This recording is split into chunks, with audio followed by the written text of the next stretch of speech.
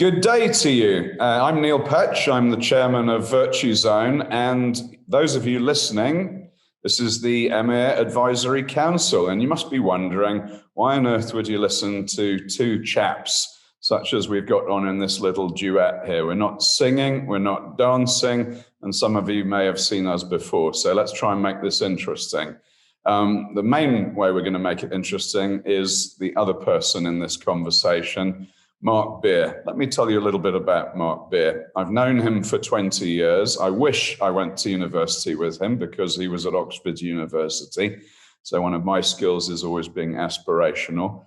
Mark was the head of DIFC courts. And that sounds quite a dry thing, but he, right from the very start, impressed me as a lawyer that wants to get things done rather than wants to bill you for time.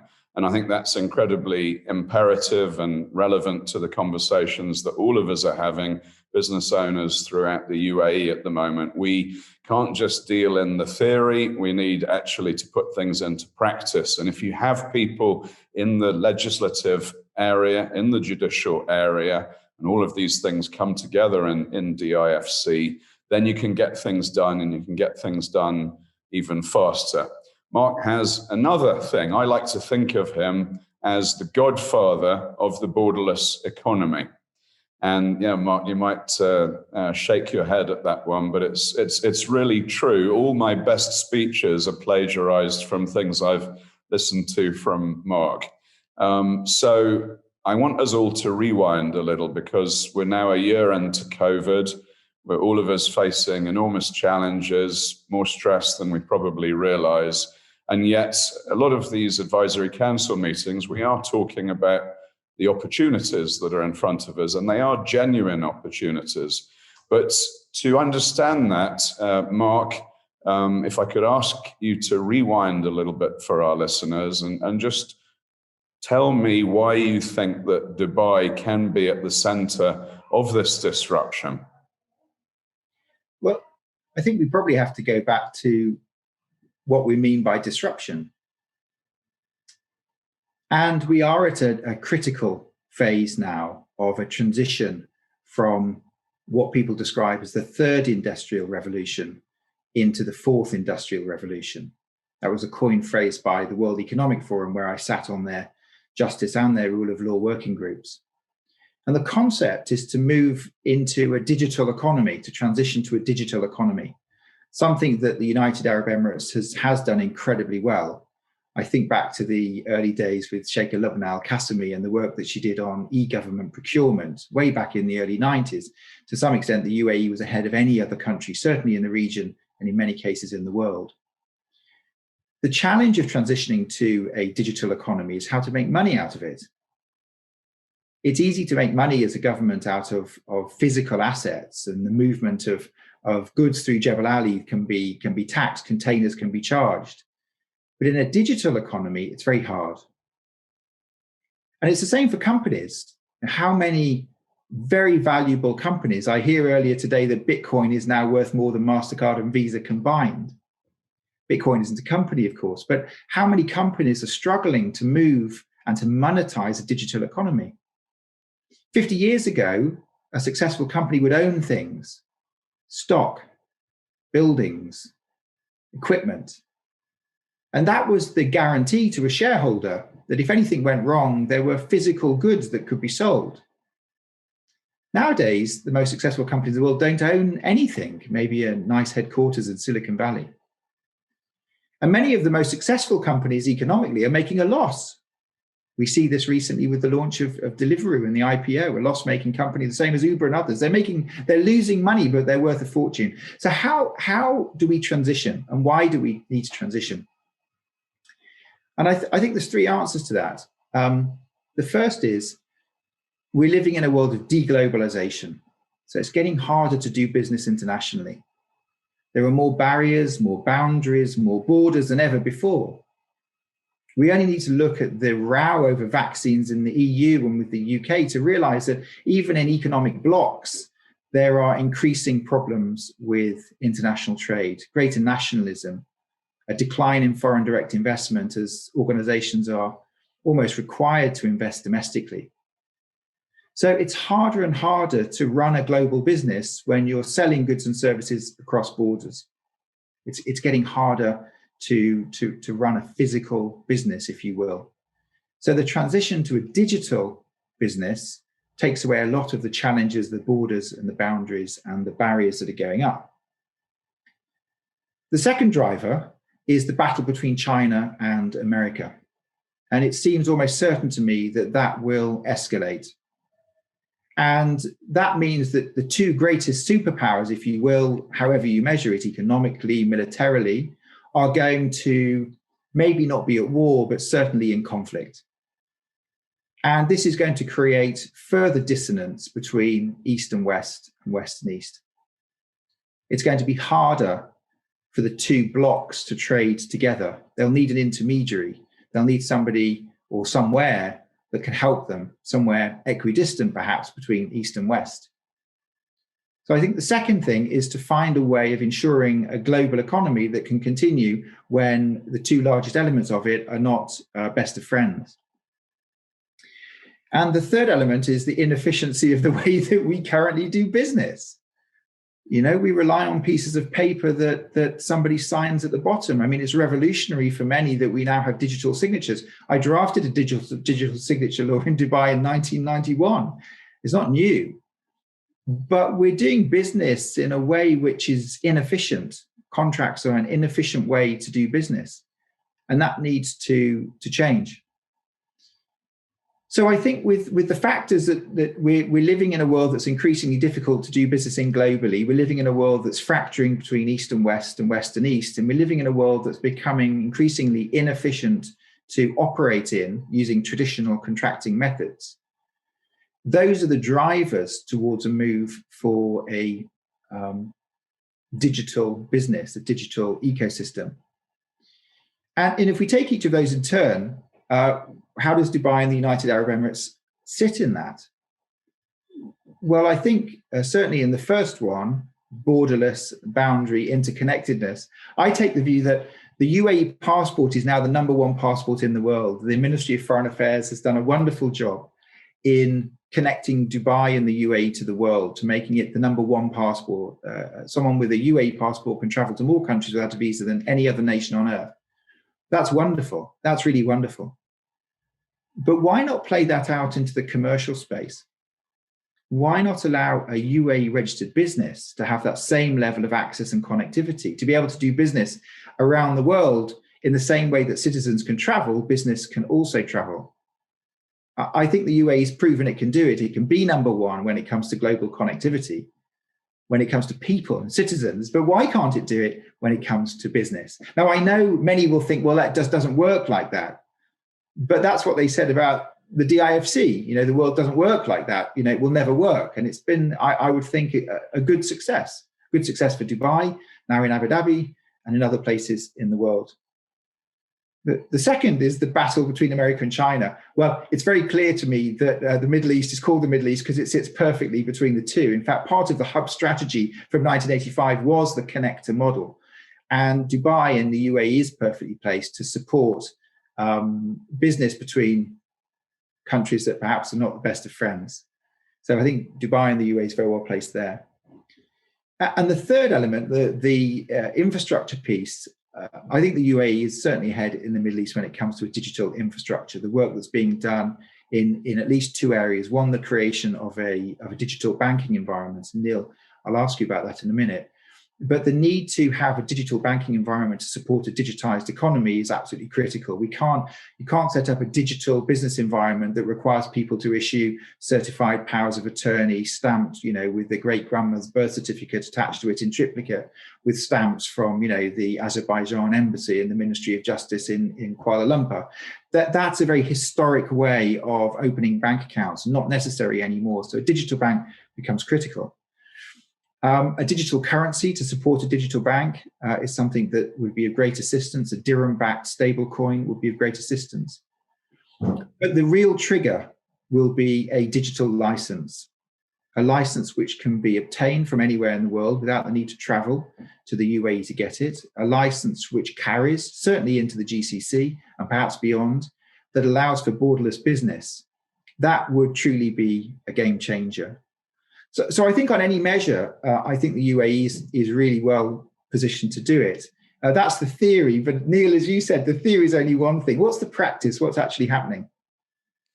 Well, thank you, Mark. And you're absolutely right. I think you and I have got to stay relevant to everyone that's listening to us now. And one of the dangers is because we are, we're very, very passionate, both of us, about making this happen. And it's wonderful to talk theory, but we need to actually, resonate with people whose businesses are struggling at the moment and talk to them in a way that can, the whole purpose that we've been brought on here is how we can influence people and perhaps give them an insight into what's happening so that they can look for that first mover advantage. And that's, I think that there are two challenges that face all of us at the moment, business owners and consumers, and also on the government side. And the first challenge is simply that, because travel has been so incredibly reduced,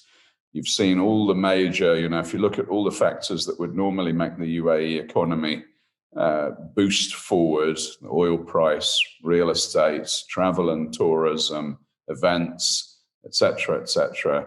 Clearly, neither of those has had the most brilliant of 2020s, and we're still waiting for Europe to come back. So, let's not pull the wool over one another's eyes. That's a tough time.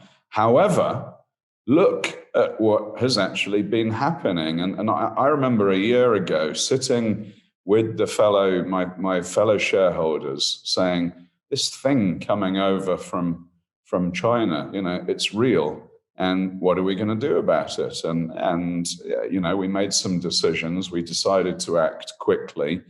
And I would say the same now, which is that perhaps one of the biggest dangers, and those of you that are listening to this who are in governmental positions, my plea to you is, look, I'm speaking to you now from my house on the Palm. Very, very lucky to be here. It's something that Dubai has, it's just amazing. And the price, the property value has, and probably for most villas in the region, has shot up in the last 6 months. Who would have forecast that if we'd been having this call a year ago? So there's some sort of bubble boom going on, and could we have forecast it? Now, if we look at, and if we analyze what the UAE has done, I think it's the most vaccinated country in the whole world now, or certainly the first or the second. It made a decision that we need to do business. Business must go on. And it made some decisions, and I think everyone sitting here is very, very proud of how the country has done that. And it has enabled, my company, we've been, fully going for some considerable time now. I can't even remember the last few occasions when I was working from home. So that's a gift which you're smiling from the depths of Oxford, I imagine, which family members are you allowed to see now? And by the way, you're being taxed whilst you're smiling at me. So, those of us listening in the UAE, let's not forget that. But my word of caution is that when things start to come back, it's quite easy to return to your old habits.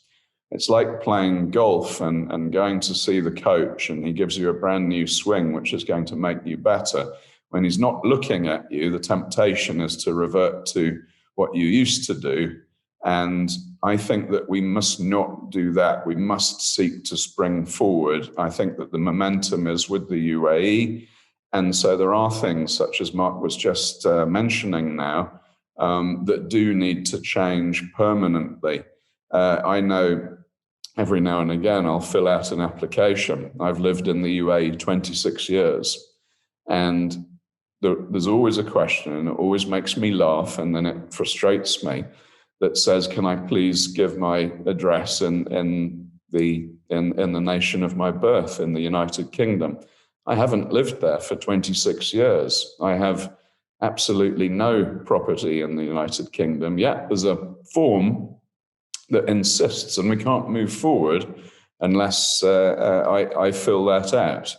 So those of you that are listening, I occasionally am at my cousin's house in Manchester, and a very lovely house it is. So there are these frustrating things that exist before us, but we must spring forward. And Mark asked me about digital banking, and I absolutely agree with you. When I was on stage with His Excellency Abdullah bin Tuq, the Minister of Economy, he challenged everyone in the audience. I wish you'd been there, Mark.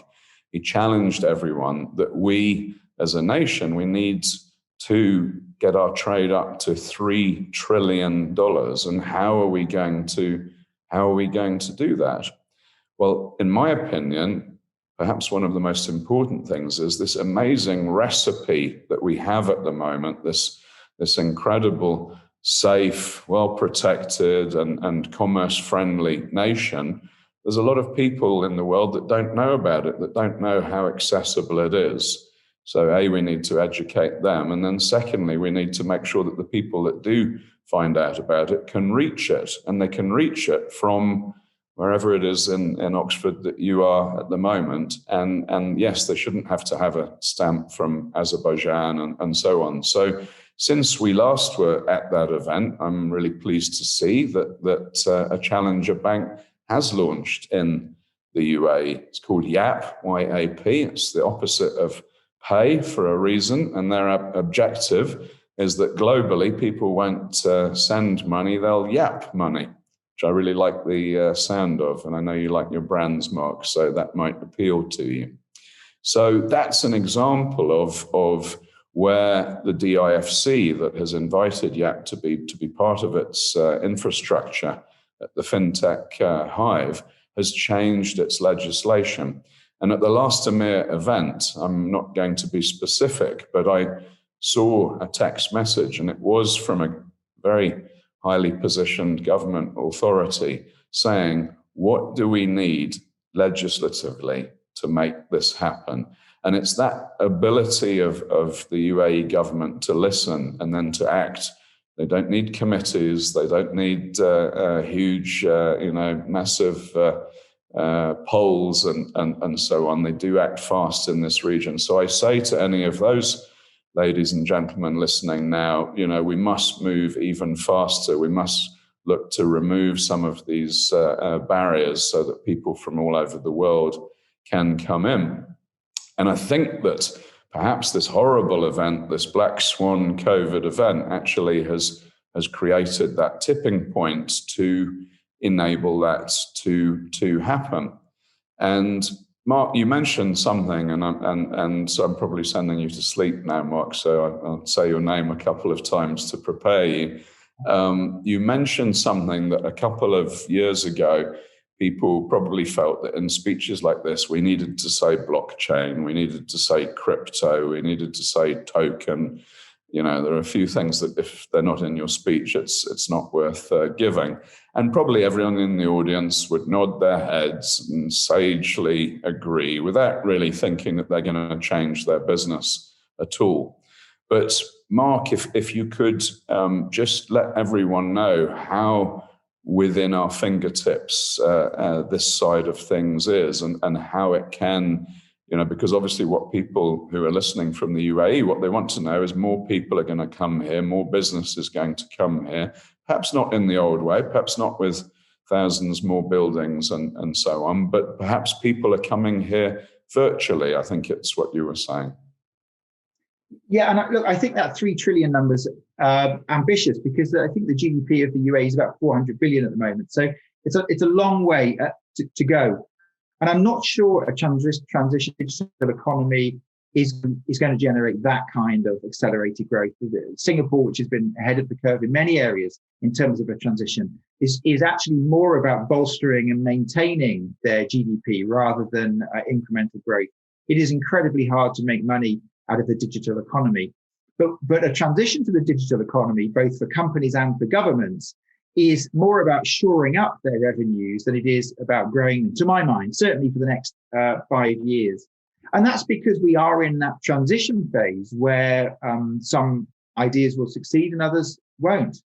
So I don't think, I would say it's not so much for the UAE that this is an opportunity to accelerate the traditional business model. As you quite rightly say, real estate is no longer the value proposition for growth. Data is the value proposition for growth. So there's a location, to some extent, apathy, or people are agnostic as to location anymore. What Dubai offers and what the UAE offers is the most wonderful climate for much of the year, including the beaches. And perhaps that's more of a driver of location than actually the business side of it. But if we think about what business needs in order to succeed in a world which, let's not kid ourselves, is going to be incredibly challenging, we have seen in the last 12 months the US double the money in circulation. That will have consequences that are known and consequences that are unknown, particularly as China has not increased money in circulation. So the imbalance between the two has never, ever been greater. And that will have consequences for global trade. Overlay that with an enhanced nationalism that we see, a declining foreign direct investment. And we do have to think about doing things differently. So what does business need? Well, globally, what business needs is access. And it needs access that's safe.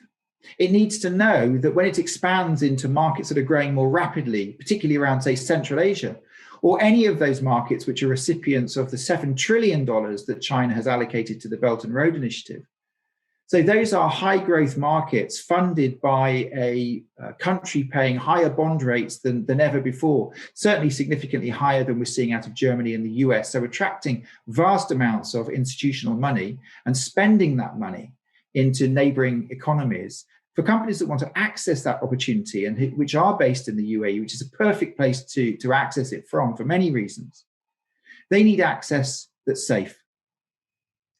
And there's a number of ways of doing that. There's a number of ways, the traditional way, set up subsidiaries and holding companies and companies in the Cayman and a company in the financial center and subsidiaries in Ruritania and all of these traditional ways of doing it. And I'm very conscious, Neil, I don't want to in any way suggest that using Virtue Zone to set up lots of companies is a bad thing. It isn't. I'm sure it's a very good thing. But the reality is why do organizations have to go through such complexity to access markets safely? Why do they have to deal with a regulator in every jurisdiction, different rules in every jurisdiction? Why are we bound by the geography of trade in a business world which can be done electronically? We live in a world where, as you say, we can write a contract on the blockchain, a smart contract, which is self-performing. We don't need humans anymore to check whether something was done. The computer will do it itself. We have currencies which exist nowhere, save on 1,000 nodes across 50 countries or more. We have an environment which is digital, a commercial environment which is digital, but it keeps running up against an antiquated legal and regulatory system, which is monopolistic and is geographically bound. And the two cannot continue. So I think the real opportunity is to say, how can a nation like the UAE, with such strong connections, provide safe access from the UAE into other countries? And people would say, well, it's impossible because regulators don't allow it. Okay, fine. I understand that. I understand that regulators do not like this concept of free movement of business. They like to control what's going in their jurisdiction. I understand it. But I would say it's outdated. It comes from an era of empire where control and geographical control was an important part of controlling the world. And I don't think that's where the world is anymore. So almost certainly it seems to me that the opportunity for the UAE is to find a way of issuing a license which is accepted in multiple places without the need to set up many holding and subsidiaries and regulatory models and to worry about that. But the only way that will work is that not only can I get my magic license from Dubai, and let me say, this is not about taking revenues away. Absolutely not. If I could have a license in the UAE, imagine I could set up a license in DIFC or ADGM, highly regulated, very respected, solid legal system, English language environments that the business around the world and financial institutions around the world trust. Say I could set up there and I wanted to do business in Saudi. I'd rather pay 5,000, 10,000, 20,000 dirhams and have Saudi added to my license than I would pay 150,000 dirhams to set up an operating entity in the kingdom, to have to employ people, as directors locally, to have shareholding and all of the complexity which comes with it. So it's not about taking revenue away. To some extent, it's about generating revenue in the UAE. But if I could have a borderless license, what else do I need to run a business? What I need is the ability to then operate financially across all of those countries. So I need to have a digital banking platform that is as versatile as my license. And in a sense, if we use blockchain authentication to get the license, there's absolutely no reason why, once I've been authenticated for the license, using AI-based platforms that we see in banking systems like Revolut and others, which are to a very high regulatory standard. In the UK now, you can be verified to purchase land using AI-based verification systems. Okay, so we're at the stage now where what you might call the pinnacle of state control, which is the movement of land sales, is now being done through a video camera and AI-based technology to check KYC and AML, and that's authorized. So if I can do that, why can't I apply for my license in the UAE? Click, okay, I've now applied, deal with all of the KYC and AML, upload everything, have that immediately checked by whoever checks, the licensing authority and the like, and then there should be a button, do you want a bank account? Well, I've already actually provided all of the necessary KYC and AML to get my license, so I should click the button. And because my documents are now securely stored on a government blockchain, the bank should be given a blipvert, if you will, of access. So it has the ability to access, confirm that the government entity for which it will charge a fee, right? Confirm that the government entity says, yeah, we're holding their documents and they're valid. So the bank does not get my driving license copy and my passport copy and a copy of my utility bill. It doesn't get that. I don't have to keep sending around my personal data to institutions. The bank can have confirmation from the government. Yeah, I have all their AML documents. Bank accounts should be open immediately and give me the currencies that support the business I'm doing. And the third element beyond that, and this is where I think there's a huge opportunity for the UAE, because it is such a respected jurisdiction when it comes to the economics, is to allow me to trade using a digital dirham. So we're going to have a digital yuan. They're using a model which is distribution from the central bank through the banking system to maintain monetary control and monetary policy. Fine. We're seeing what was called Libra and is now called DM, with a dollar-denominated stablecoin on the run, provided the Swiss regulators will approve it. Why don't we have a digital dirham, which I can trade through my digital bank? You mentioned Yap, through my digital bank using my digital license. Wouldn't that be incredible? To have the UAE as the first country in the world with a holistic, comprehensive, digital business environment that allows me openly to do business legally across the world, in the same way that Emiratis can travel with freedom around the world with their personal passport. Why not as a business allow UAE companies to trade around the world with their digital passport provided by the UAE bank accounts to support it, and a digital dirham currency to allow for things to be paid for without the need to swift transfer for a huge amount of money in between banks. I see that as a huge opportunity for the UAE.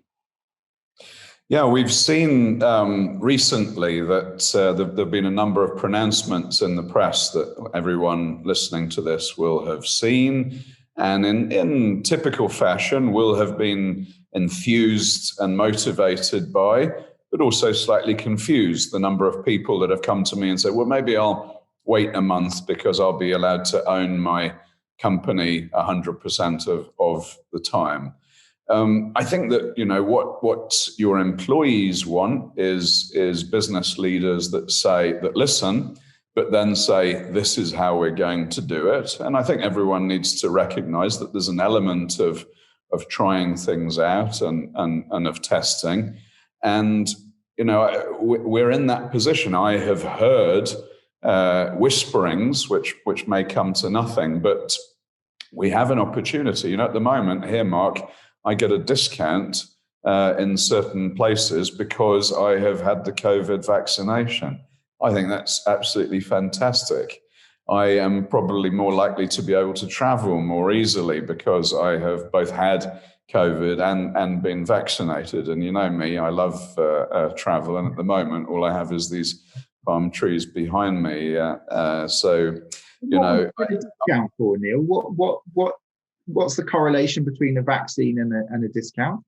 Well, I think it's an example of private business working with government. So we have an app here that allows us to share. So, it reduces the risk to people of COVID being spread. That app has information about the PCR tests that we have had. I don't want to tell you how many I've had, but my app will tell me. So there's an element of that. There's an element of here is my QR code that shows that I had a vaccination.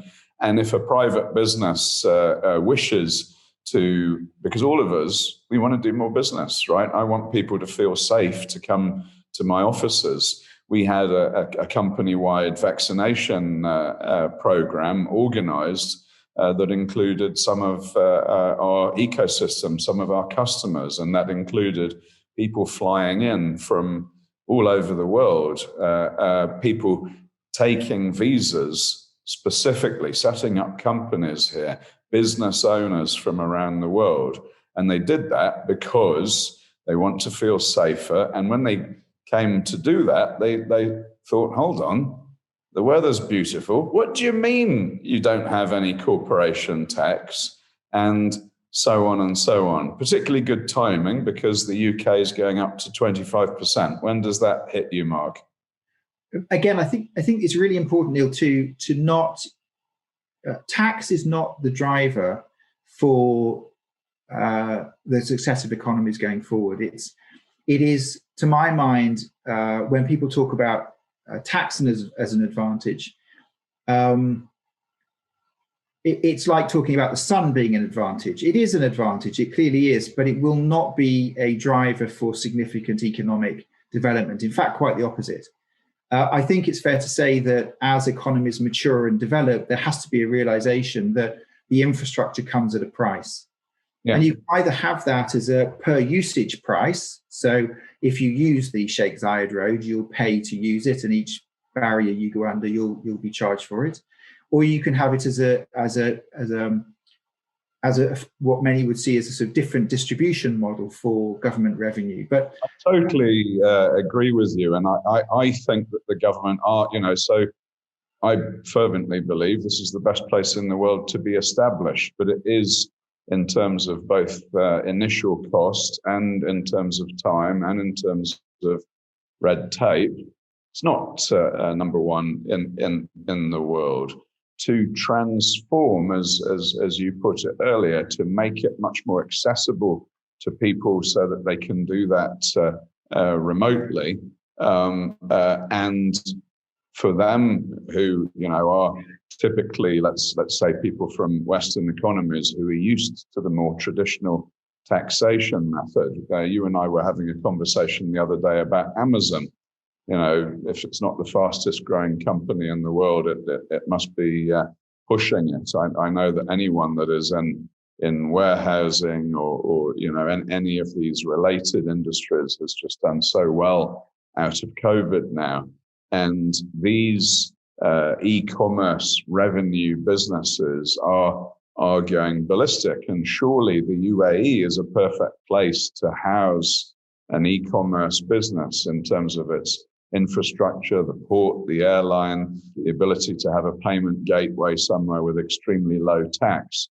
But let's say to these merchants that are selling amazing things that we see on Instagram, but we can't yet access in the UAE, come here, structure everything here, and you know what? Come for free. Why not let them have a company structure and a bank account and access to a telecom solution, and let them then, with their ongoing revenues, contribute a small amount of that revenue towards the infrastructure that we're so proud of here. And I think that when I hear it like that, I hear it very, very positively. And that's the opportunity that our leaders in this country have, which is where we're starting from, is such an incredibly efficient structure in terms of entrepreneurs and business owners. So, sometimes if you're building up your muscles, you need to tear your muscles to get stronger. And I think that that's what we very much need to do here. And I saw a lovely video online the other day, and it was on behalf of Dubai Airport.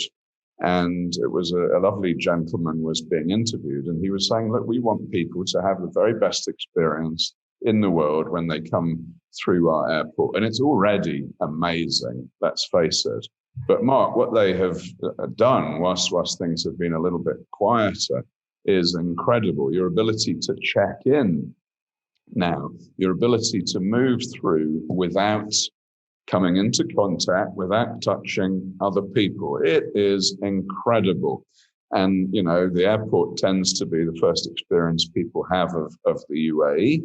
And I know myself, I've done a little bit of traveling recently. And when I come back into the warm bosom of Emirates or Etihad, and compare it to some of the other solutions out there, it gives you this feel-good factor, and confidence is that one thing. You used to work for MasterCard, everything else is priceless, or whatever the expression is. So getting that right, but we need to replicate that. If you can do that in an actual airport, if you can make it almost contactless, then we need to be able to do the same thing for the company formation, for the banking, because there's an opportunity here.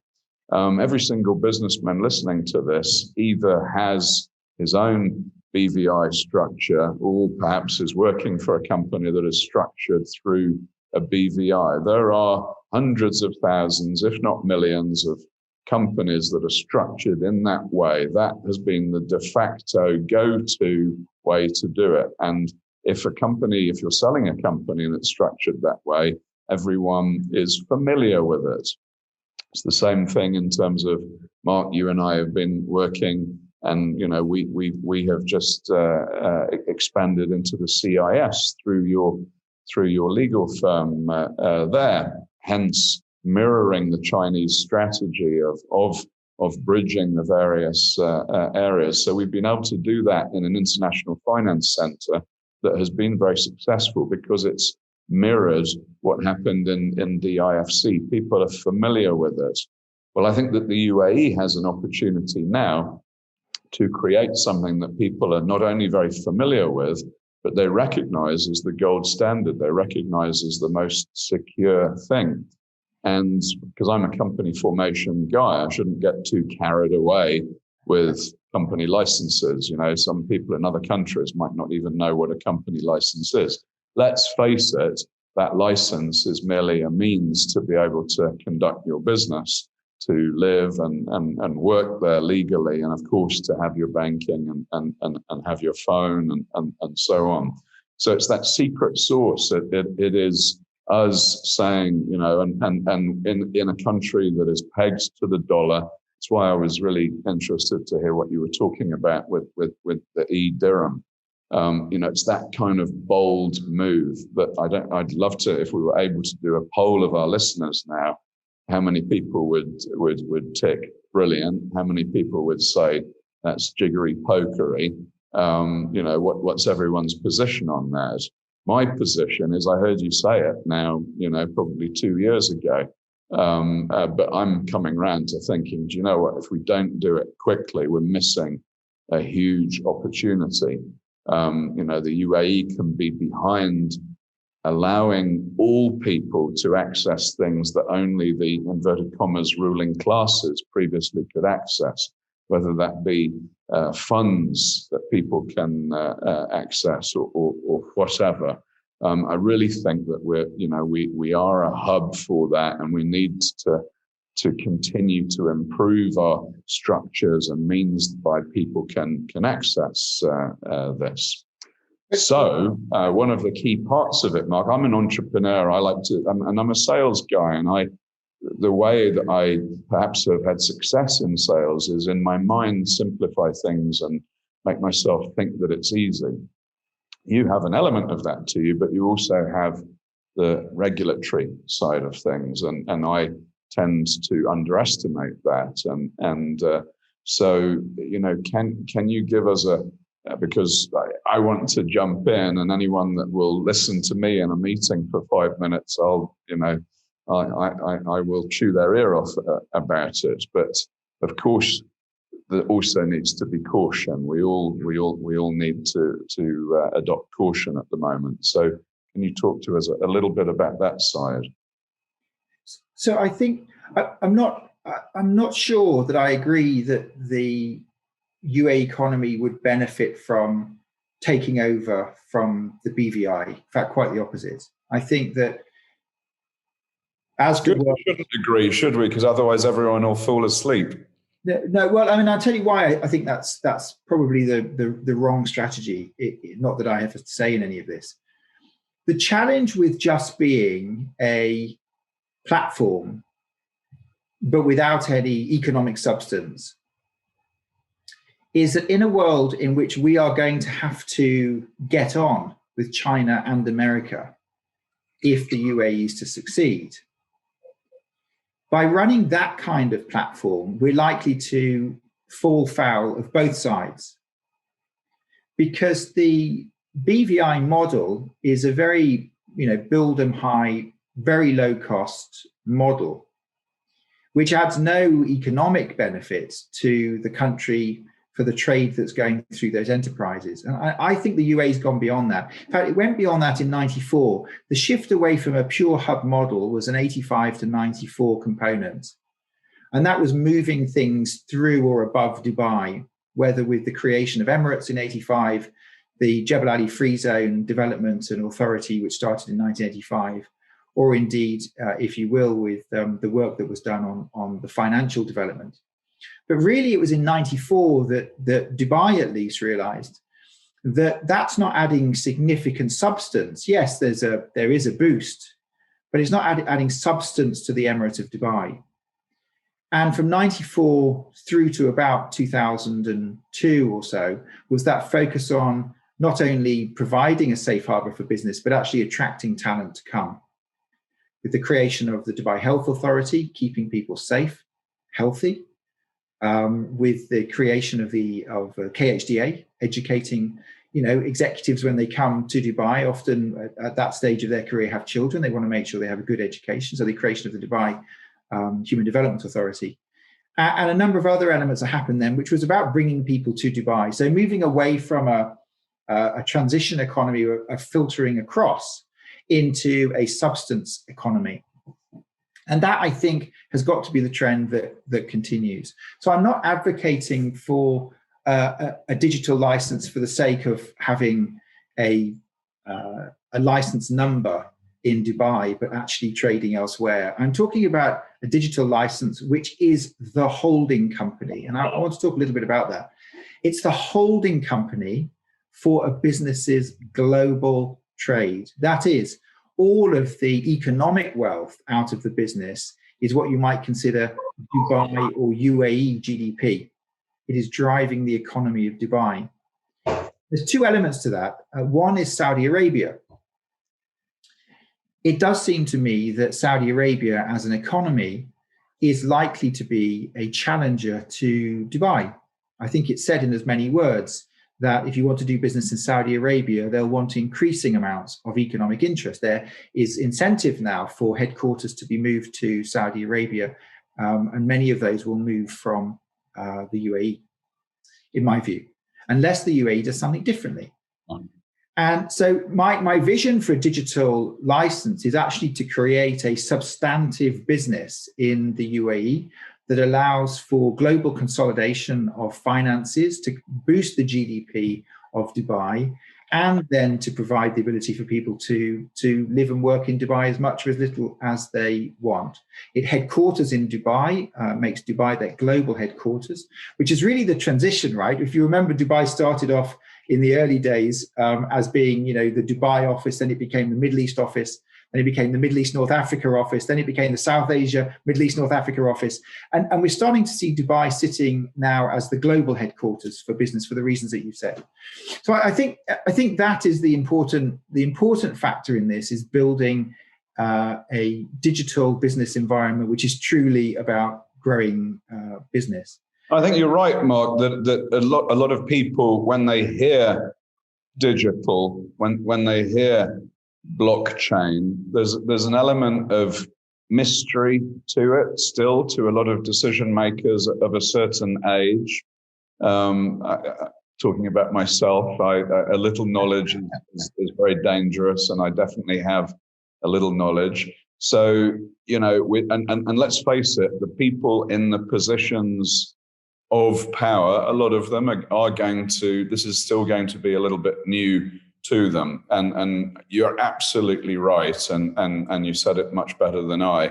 The BVI system worked very, very well for a reason, and you can't just copy something. You need to move forward, and it's having substance behind it. And one of the things that I think we need to do is educate people that something that is digital can have even more substance, can reach even better. Just in terms of talent, recruiting people, you now can have people working for you who are the very, very best at search engine optimization, not limited by the fact that they have to live, for example, in Dira. You can stretch much beyond that.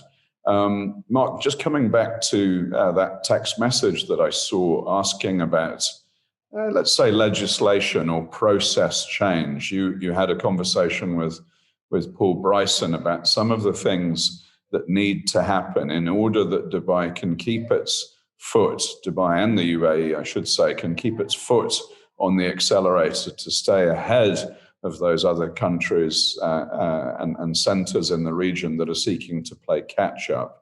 Can I ask you what you feel if you were writing the list to the various governmental organizations as to what perhaps we can change and how we can change it? Well, from what I can see, nothing needs to change. What's holding, and I can only talk of Dubai in this, and the research I've done, I've only looked at Dubai, but of course, the other Emirates will probably be in a similar position. The only thing holding back Dubai at the moment are antiquated processes. The legislation at a federal and Dubai level is modern enough to allow for a borderless license. There is nothing stopping the government of Dubai establishing a new free zone, the borderless free zone, a virtual free zone, if you will. And that would have the necessary rules and regulations that would allow for truly borderless business. So there's nothing intrinsically in the UAE or in Dubai that would prevent Dubai from being the first in the world to create this environment. On the banking side, as you say, we've seen from the article I saw in Reuters about the launch of Yap that I'm assuming that they have crossed all of the regulatory hurdles that are necessary from a central bank point of view, which would, to me, demonstrate that the digital bank is no longer something that would be prevented. Well, I can tell you, Mark, on that note, that Yap has launched in Dubai, will be launching in Saudi Arabia. As things stand, it's an amazing system, by the way. It's lovely receiving your card and someone comes to your office and hands it all over to you, which feels great. But then this digital bank gives you a physical card, right? It does give you, yes, that's slightly ironic. You can then create virtual cards. So your e-commerce shopping habits can remain your own. But I did find it ironic, and secondly, it reminded me that in Saudi Arabia, that wouldn't need to be the case, because the information on their equivalent of the Emirates identity card means that that's already in the system, exactly as you were saying earlier, Mark. That is there in a safe, and the key to that safe is virtually transmitted to the various authorities that enable you to set up that account. So one of our barriers that we face, and the number of we're very lucky at the moment, actually, the percentage of people that are coming here at the moment, relocating, buying high-end property, setting up foundations and trusts, and genuinely structuring themselves in this country, and then realizing they don't want to twiddle their thumbs, they want to create businesses. That is, the numbers that we're seeing are really, really encouraging. But we can still go further. And one of the barriers that if they weren't, there are so many people here who don't mind being here for a month at the moment, but things are going to come back to normal. And when they do, you want a businessman who is passing through Dubai on the way to Australia to be able to set up a company, not to have to wait for the results of their blood test, and not to wait to have to go and show himself at a bank. Why would he have to do that? I know that I deal with a fund here that has offices in the UAE, and Mubadala are part of that, and they've invested in something called Onfido. And Onfido seeks to be, how now an email signature that we have might have our LinkedIn connection.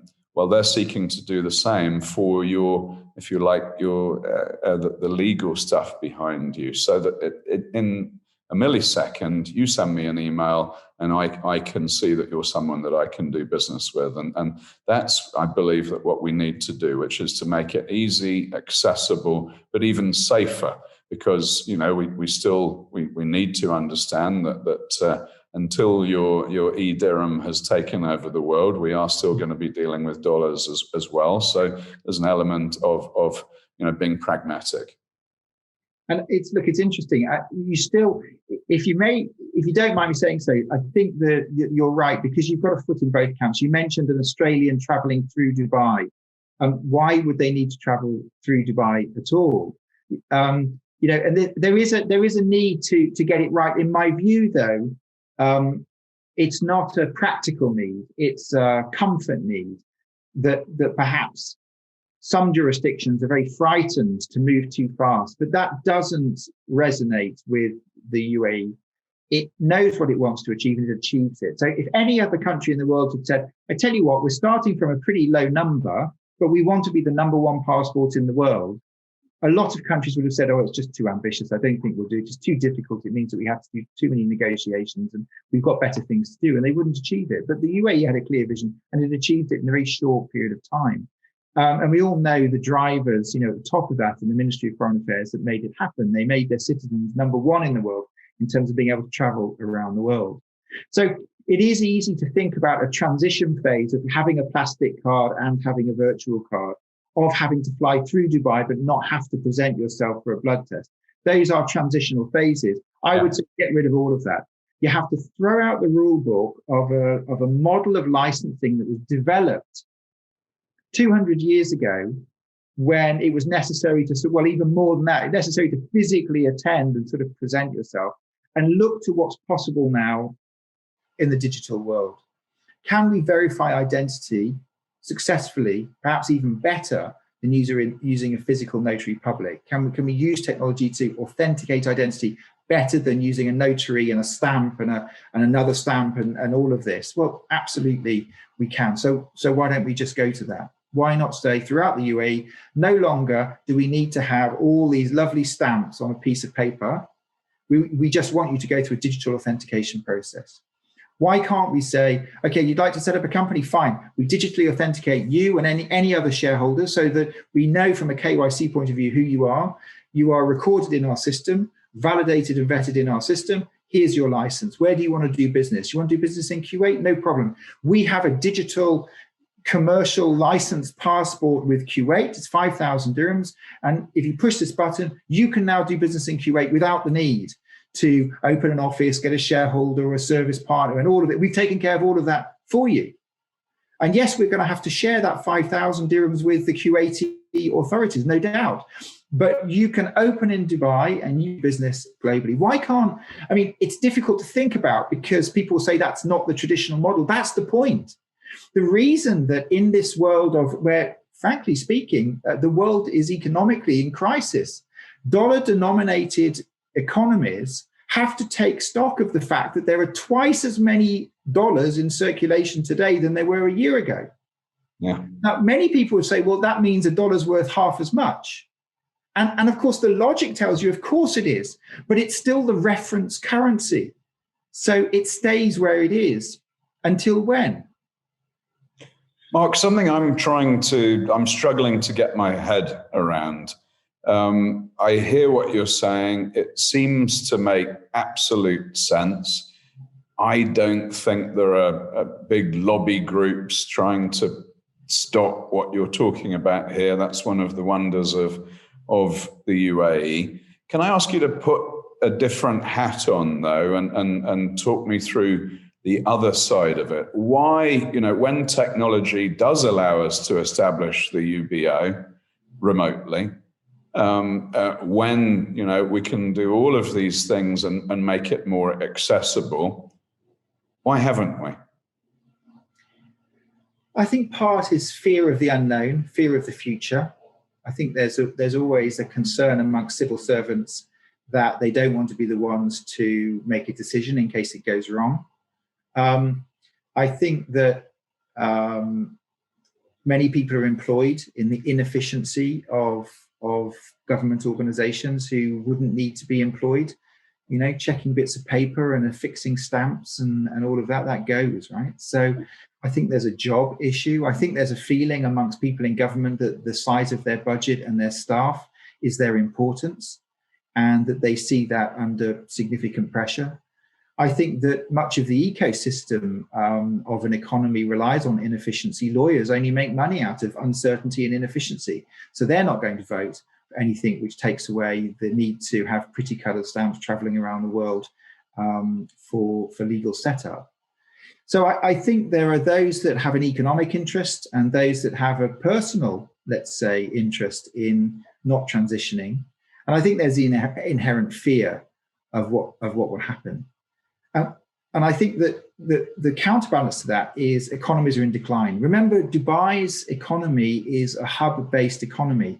Yes, there's significant progress in terms of the bringing people to Dubai and living in Dubai and working in Dubai, which increases the stability. Wonderful recent developments in terms of citizenship and the like, which will make Dubai and the UAE continue to be a very attractive place. But at its core, as a hub economy, the system's in decline. One only needs to look at Singapore to see that. Now, it's difficult to recover because the world is going to continue to deglobalize for another 40 years or so by all predictions. So there needs to be a transition. And it's the balance, Neil, will be when those that have an economic interest in the inefficiency and the status quo are outvoted by those that see that the decline in economic growth is so significant, there's a need for not just transition, if you will, but a complete change in the way that it's done. And that can't be done at a systemic level. So you can't change a country overnight, nor should anyone. Remember, Jebel Ali Free Zone was an experiment. It was an experiment in the early days. It was set up because of the challenges of the onshore jurisdiction for foreign investors. DIFC was an experiment to see whether economic growth and diversification could be driven out of 100 and something acres of land. These experiments, which have led over time to a broader and liberalized economy across the UAE, where best practices have been shared at almost every level, started with an experiment. And that's why I think Dubai is perfectly placed, because it's got the history of these experiments of saying, we will experiment with a borderless digital economy. It's going to be defined in terms of those that use it, what they can do and what they can't do. It's going to be clear that transactions that go through it are going to have to go through a digital bank. Ideally, it might say, and you have access to a digital dirham in order to settle your transaction. So therefore, the government knows what's happening on its digital platform. Why is that important? Well, it's important because when the UAE goes to Kuwait, for example, and says, could our licenses work in your jurisdiction? Then Kuwait may well say, only if you, the government, are sure that people aren't doing anything that they shouldn't, only if you see what's going on. And for legitimate businesses, no issue, right? No issue with the digital bank, no issue with digital currency. And provided they're not up to anything untoward, there should be no issue with the fact that it's sitting on a platform which, as a digital platform, is owned by a government. In fact, many would say that's probably more secure than a platform owned by the private sector. But as a starting point, that experiment would demonstrate the ability to do it. And if it works, roll it out.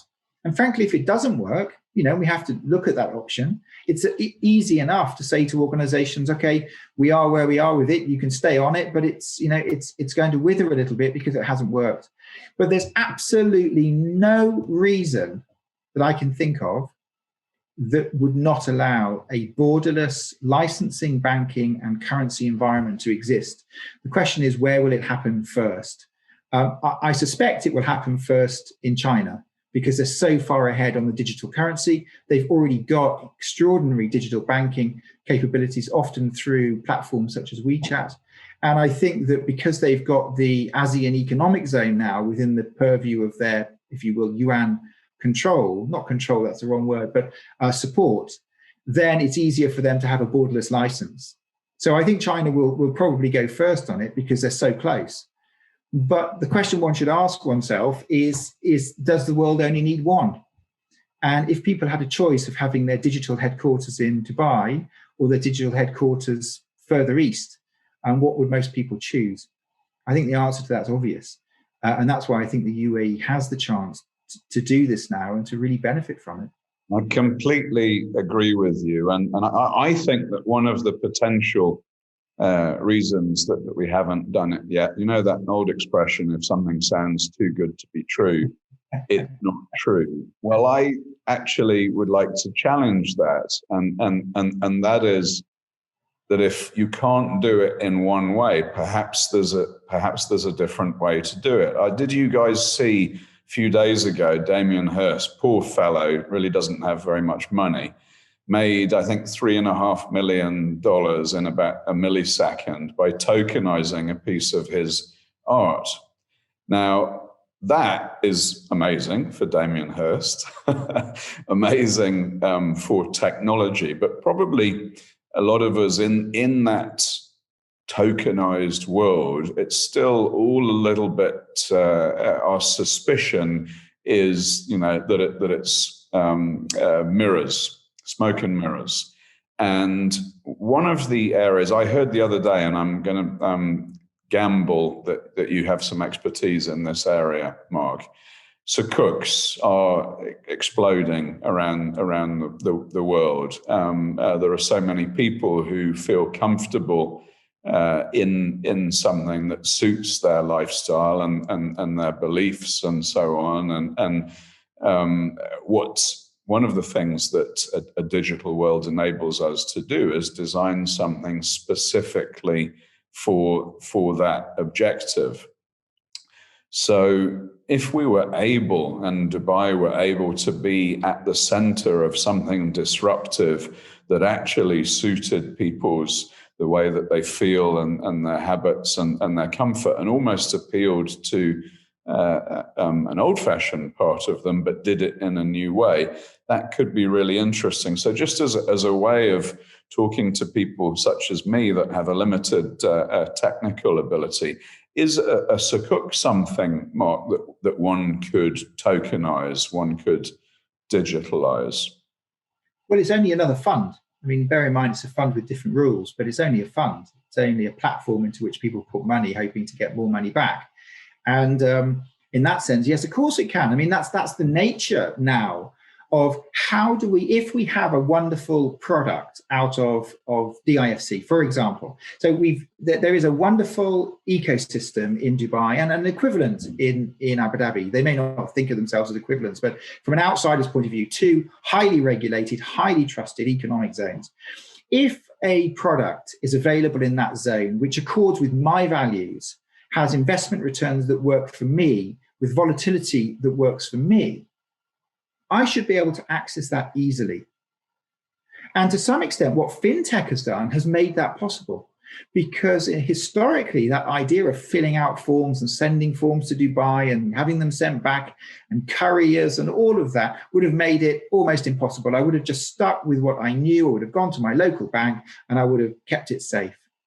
But fintech has allowed me now at the click of a button to access funds all around the world, albeit I'm using traditional currency to do that.